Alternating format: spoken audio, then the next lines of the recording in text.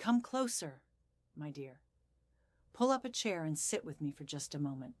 We spend our entire lives pouring our youth, our energy, and our hearts into our children.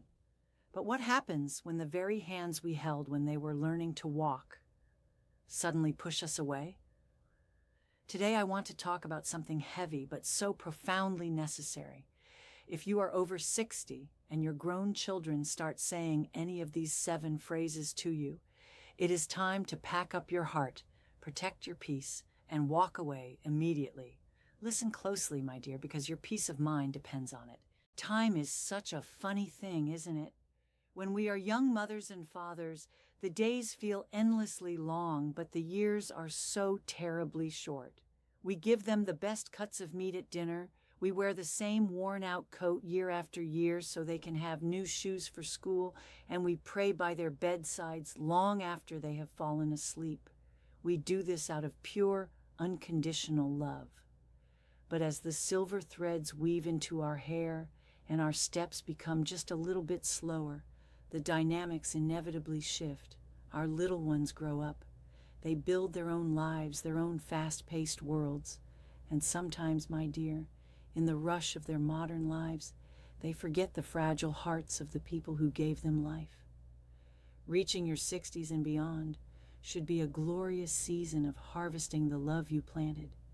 It should be a time of gentle respect, of warm Sunday dinners, and quiet gratitude. But sadly, it does not always happen that way. Sometimes the children we raised can become strangers who speak to us with words that cut deeper than any knife. Let me tell you, at this stage in your beautiful life, your primary duty is no longer to fix everything for everyone. Your duty is to protect your own spirit. If respect is no longer being served at the table, you do not have to sit there and starve for affection. You have earned the right to peace. I want to tell you about a dear friend of mine. Let us call her Margaret. Margaret was the kind of mother who would move mountains for her 2 boys. She worked 2 difficult jobs after her husband passed away, ensuring they went to the absolute best schools. When they married, she downsized her own home just to help them with their down payments. She was always there, always giving, always shrinking herself so they could grow tall. But as Margaret entered her late 70s, her health began to falter just a little. She needed a bit more patience, a bit more time to get up the stairs. One Sunday afternoon during a family gathering, she simply asked her eldest son for a little help understanding a complicated letter from the bank. Her son, without even looking up from his phone, sighed loudly and said, "Mother, you are always so helpless. Why do you always have to be such a burden to my weekend?" Margaret froze. I remember her telling me this over a cup of chamomile tea, her hands shaking, tears quietly falling down her weathered cheeks. She had spent 60 years being his unwavering shield, and in her moment of vulnerability, he saw her only as an inconvenience. For a long time after that, Margaret tried to apologize, tried to make herself even smaller, tried to be less of a bother, but the disrespect only grew.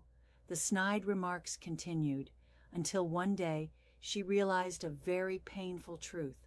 By accepting the disrespect, she was teaching him that her dignity had no value.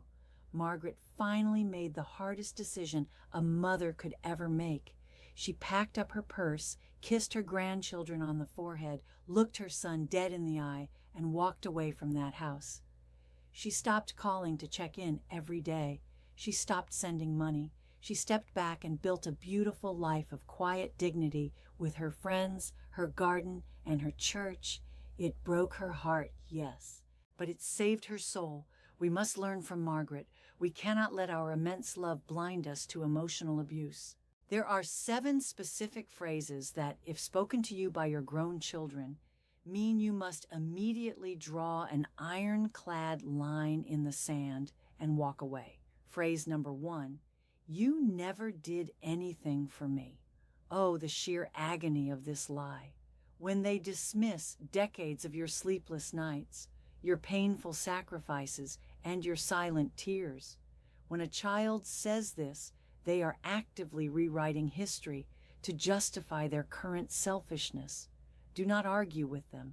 Do not pull out the receipts of your love. Simply smile a sad smile. Know the absolute truth in your bones and walk away.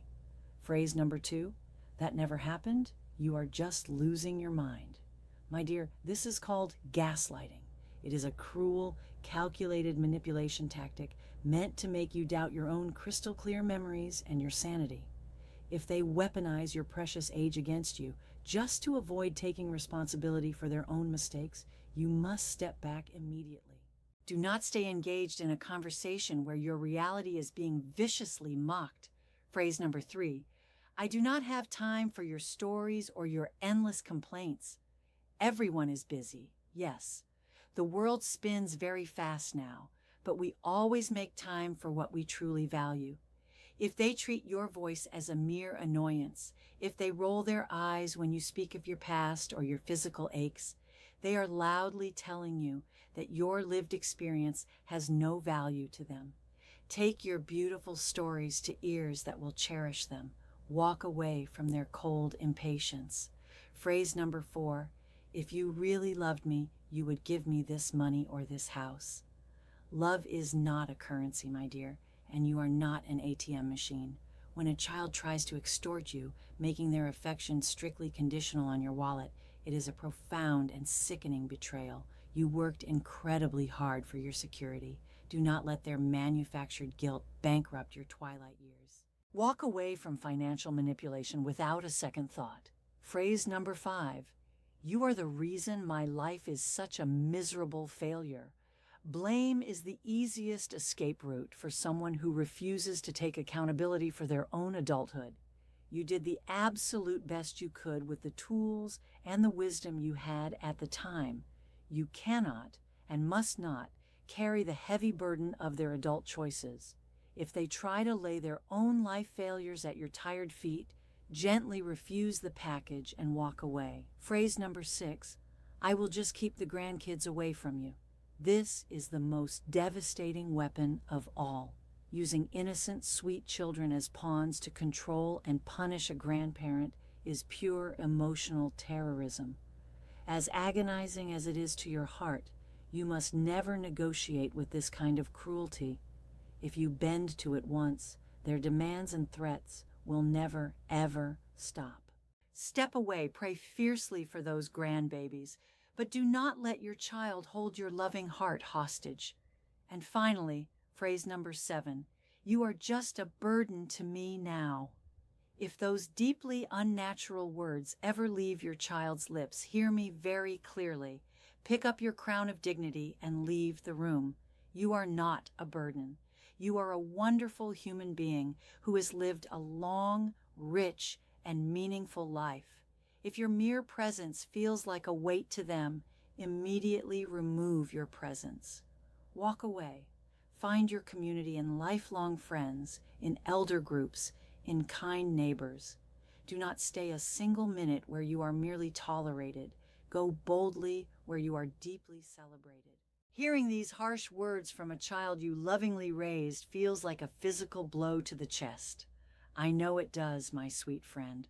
I know the tears that fall when no one is looking, but walking away does not mean you stop loving them. Oh no, a mother's or a father's love never truly switches off, not until our very last breath. But walking away means you finally start loving yourself enough to say, I have given enough, I have bled enough, and I will not let you break my spirit. Boundaries do not mysteriously disappear when we turn 60 or 70 or 80.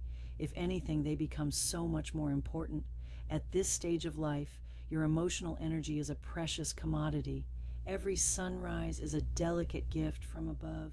You should not be spending your remaining days crying over a telephone that does not ring or absorbing the deeply toxic words of a child who has completely lost their way.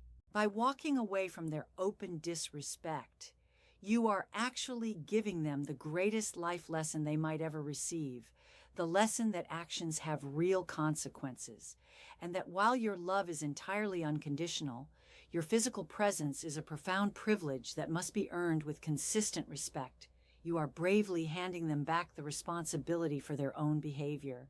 And in doing so, you are freeing yourself to live your remaining years in beautiful tranquility. As the sun gently sets on our lives, we must intentionally surround ourselves with genuine warmth, with unwavering peace, and with gentle souls. Life is far too short to spend it begging for basic respect from the very people who should naturally give it to you. Remember exactly who you are. Remember the incredibly steep mountains you have climbed to get here today. Keep your head held high, my dear.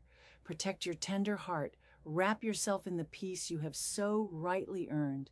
And never, ever be afraid to walk away from any table where respect is no longer being served. You are worthy of immense love, profound respect, and absolute peace. May your days be filled with quiet joy, and may your heart remain endlessly strong. If these quiet words brought you some comfort today, or if you know a dear friend who desperately needs to hear this message, please share this video with them. Hit that subscribe button and pull up a chair to sit with me again next time for more stories and lessons from a life fully lived. And please leave a comment below. Tell me your own story. Have you ever had to bravely walk away from family to protect your peace? I read all of your beautiful comments and I hold your stories safely in my heart. Until next time, take very good care of yourself, my dear.